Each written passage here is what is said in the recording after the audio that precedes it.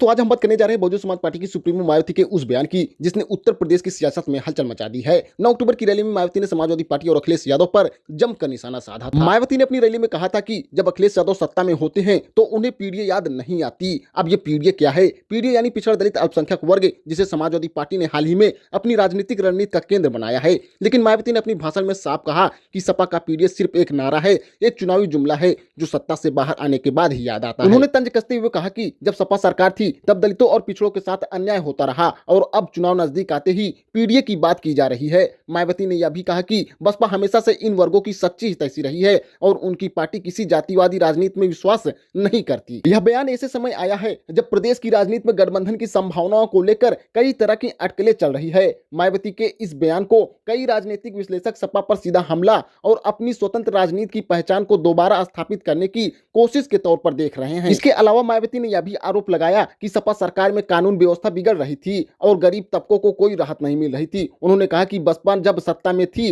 तब सभी वर्गों के साथ न्याय हुआ और विकास बिना भेदभाव के हुआ था। तो दोस्तों, मायावती के इस बयान के बाद यूपी की सियासत एक बार फिर गर्मा गई है। क्या यह बयान आने वाले विधानसभा चुनाव की तैयारी का संकेत है या फिर सपा और बसपा के बीच दूरी को और बढ़ाने वाला कदम?